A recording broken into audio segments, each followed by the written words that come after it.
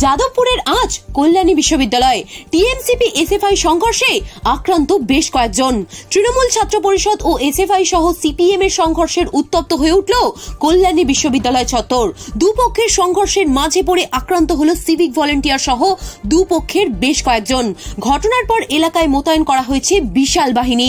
যাদবপুর বিশ্ববিদ্যালয়ের ঘটনার প্রতিবাদে পাল্টা প্রতিবাদ, তর্ক বিতর্ক, দুপক্ষের মধ্যে সংঘর্ষ তৃণমূল ছাত্র পরিষদের সঙ্গে এসএফআই ও সিপিএম এর কর্মীদের। সংঘর্ষে উত্তপ্ত হয়ে ওঠে কল্যাণী বিশ্ববিদ্যালয় চত্বর। আক্রান্ত এক সিভিক ভলেন্টিয়ার। তৃণমূল ছাত্র পরিষদের দাবি, যাদবপুর বিশ্ববিদ্যালয়ের শিক্ষামন্ত্রীর উপর হামলার প্রতিবাদে তারা কল্যাণী বিশ্ববিদ্যালয়ের গেটের সামনে প্রতিবাদ বিক্ষোভ দেখাচ্ছিলেন।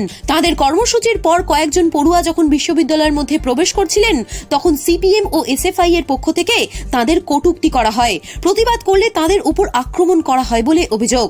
তারা প্রতিরোধ করতে গিয়ে দুই পক্ষের মধ্যে শুরু হয় সংঘর্ষ।